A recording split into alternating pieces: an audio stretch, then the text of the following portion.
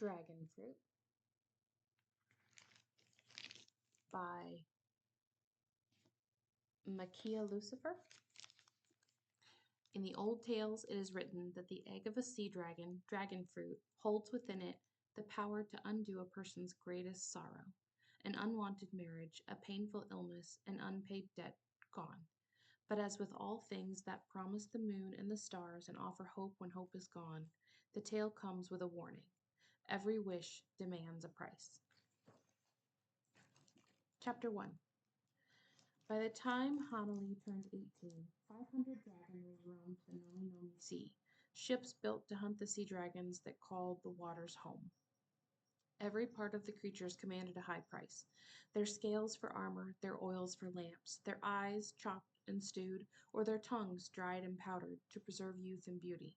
And their eggs, most precious of all, though no one had laid eyes on dragonfruit for years. 500 dragoners to capture and kill. And then there was Hanali. 60 feet, would you say? Hanali crouched beside a wild, bushy fern, careful not to be seen. The blue one there? 60 feet, yeah, looks good. Her guide's name was Moa, and his response came from much neck craning as they appeared from high above the grotto into the watery cavern below. The trouble with sea dragons was that they had to be observed at a distance, unless one was willing to risk death or dismemberment, which Hanali was not. And so practical matters, measuring their length from snout to tail, or determining eye color and approximate age, these were all things that had to be done from afar.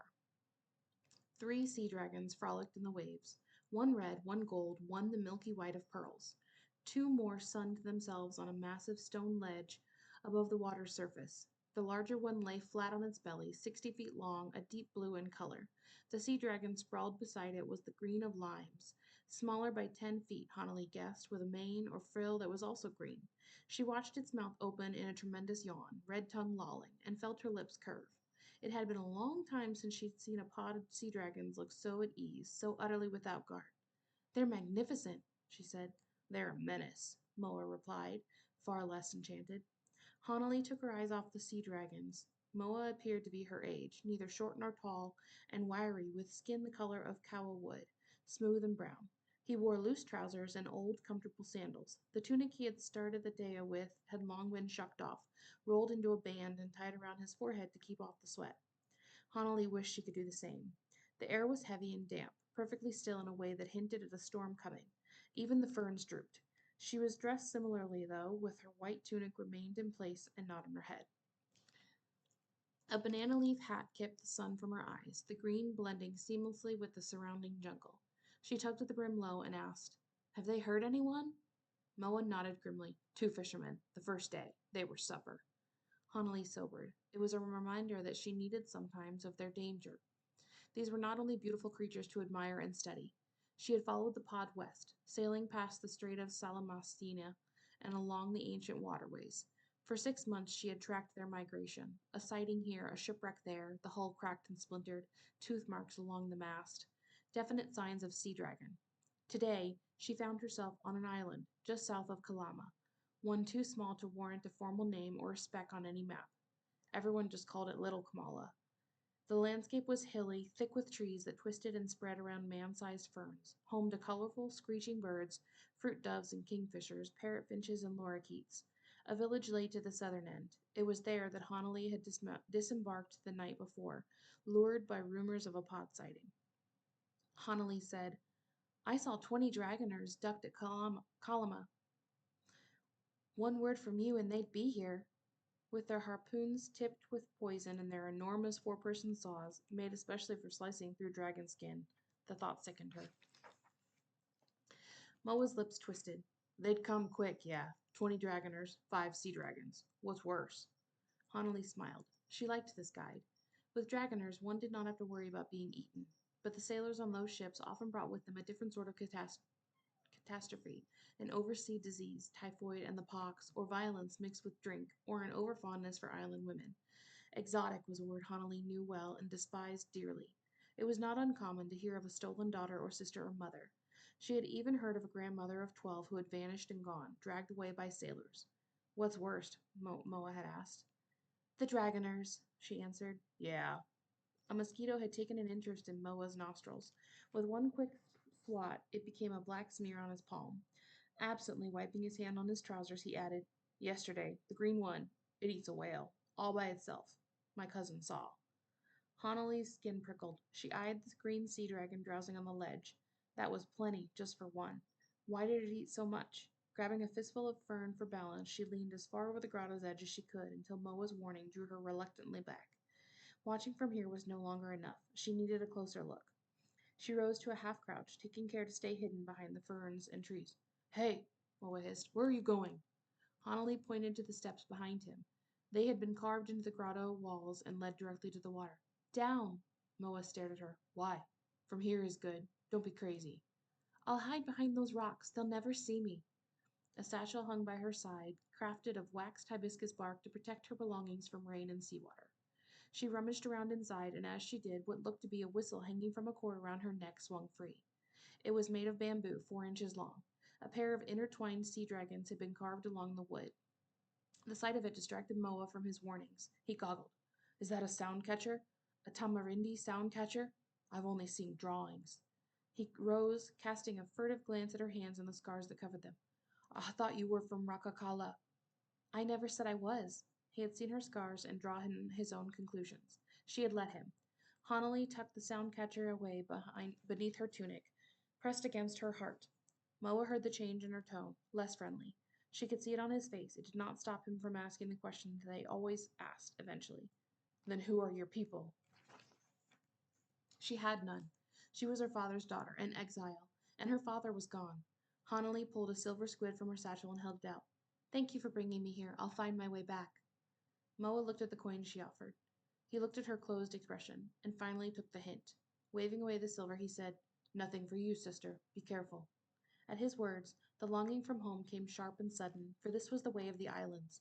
They had not met before yesterday, but Moa was an islander, and she was an islander, and likely, thousands of years ago, their forefathers had been cousins. So she got a bargain. Her fingers closed around the silver squid, and her quiet, "Thank you, Moa," came only after swallowing past the lump in her throat. He pretended not to notice. She returned the squid to her satchel and left him there with a quick wave.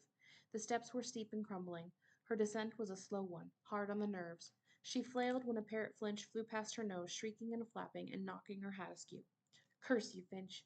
She tugged the brim back into place and waited for her heart to settle before continuing on.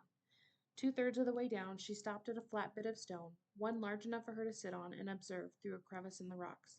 If she sneezed, they would hear her. When she breathed, she could smell them, the unmistakable aroma of kelp. It was the closest she had been to sea dragons in years. Free dragons, she corrected, living ones. The dead she had seen plenty of, all of them up close. Hanali studied the green one. An entire whale to itself, Moa had said. She sifted through the possibilities. The dragon might have recently emerged from a deep sleep.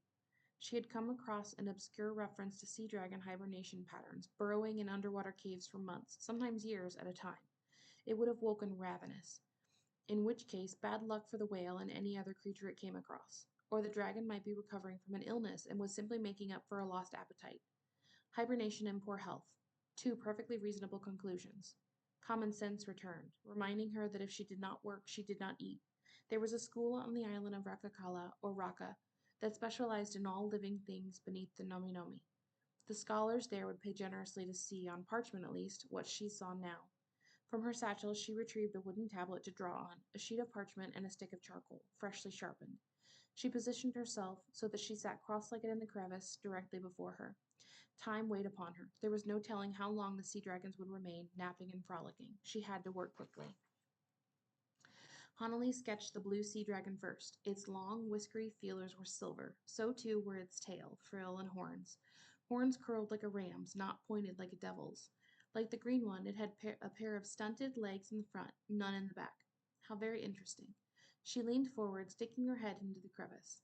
Legless sea dragons were much more common, but sometimes when the Nomi was at its clearest, dragons like these were visible walking along the seafloor. Could they travel on land, she wondered, and if so, how far? How fast? Could they climb walls like giant geckos? Uneasily, she eyed the surrounding stone and drew a little farther back behind the rocks. The pearl sea dragon shot straight into the air, spinning and spiraling, before falling into the water with a splash. Hanali shook water droplets from the parchment, smiling. It smiled that faded when the red sea dragon called out to the others, a sound high and pure, dragon song. The sound sent shivers down Hanali's neck. A moment's hesitation before she reached for her sound catcher. A sound catcher was precisely that. It captured something that could be heard, a child's laughter, or the sound of the sea, or music. It had been a gift of Sam from Sam when they were children. Hanali 8 and Sam 9, carved during an afternoon spent at the beach. She had watched the sea dragons come to life in his hands as he whittled the wood away with his father's knife. You love them so much, Sam had said, tossing it to her with a quick grin. Keep it. A casual offering, one he had likely long forgotten. It was her most prized possession. She held it to her lips and breathed in, not out, knowing it would come to nothing. Tamarindi magic, no matter how small, only showed itself in tamarind. Hanali caught herself. Why was she like this today? Nearly weeping when Moa called her sister, thinking too much of home. She knew better. The past was the past, unchangeable. Most days she kept Tamarind tucked down and buried deep, where hard memories belonged. Hanali sketched the green sea dragon next, a long, sinuous body covered in scales along with legs and claws, and as she finished its feathery tail, the sea dragon lifted its head.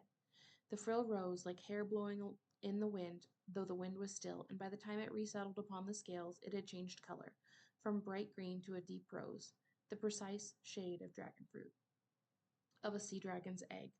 The charcoal slipped from Hanali's fingers, rolling across the stone and falling into the water. Her skin felt cold, then hot. It burned.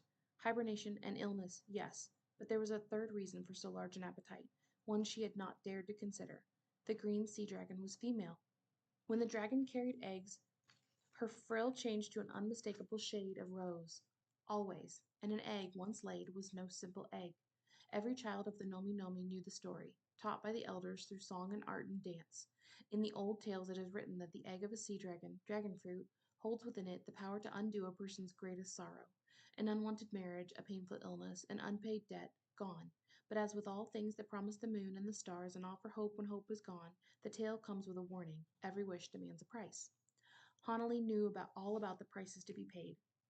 A shadow above broke through her racing thoughts. She looked up, shocked to see not cloud cover as she had expected, but people, dozens upon dozens, gathered around the top of the grotto, quietly watching.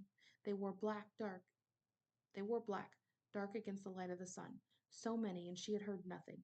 Worse, someone had flung an enormous net into the air, and it came drifting down, silent and sure, toward the unsuspecting dragon. A dragoner's net. Hanali rose from her hiding place, heart in her throat. The past was the past, unchangeable, and yet that was not always true. Her eyes darted from net to dragons and dragons to net, and then she put her fingers to her lips and whistled. It moved fast. The blue sea dragon, head whipping around to meet Hanali's gaze across the water, a distance that suddenly felt far too narrow. From here is good, Moa had said. Don't be crazy. Why had she not listened? She pressed her back against the stone, neither blinking nor breathing. Pure black dragon eyes shifted from her to the falling net. A growl emerged. Hanali felt the rumble within her bones, and then it was gone, biting its green companion on the back of the neck and flinging her into the water. As the net came down on the three other sea dragons, the pair swam off, keeping close to the grotto walls before disappearing beneath the waves, safe for now. Not these dragons. Their fate would be different. Hanali clamped her hands over her ears as they thrashed in their netting, and the grotto echoed with the sound of snarls and screams. No more dragon song. I am sorry, she thought, flinching as a harpoon pierced one through the neck, and instantly its frill changed color from red to black. The harpoon was tall as a man and had not come from above, but from a ship sailing in through an arch. It was black with a massive, bulging hull that marked it as a dragoner. A white flag with red cypress flew high on the mainmast. Painted along the side in gold was the anemone. A figure stood at its prow, gripping another harpoon. Hanali had time enough to think, of all ships, before she realized the weapon was pointed directly at her. With a yelp, she flung herself to the ground as the stone above her shattered, sending down a rainstorm of rocks and pebbles. She threw her arms up to protect her head. Gritting her teeth through the cuts and stings, she thought, of all ships and of all captains. The harpoon clattered beside her. She had been recognized. This she knew because her name was being shouted from the anemone, along with words like, damn that girl, and far worse. Behind her, more curses erupted as boots tripped along crumbling steps. There would be no escape that way. Dread filled her. She wondered if it would be better to slip into the Nomi Nomi and take her chances there, with the sharks and stingrays, other monsters of the deep. But by the time the thought had fully formed, it was too late.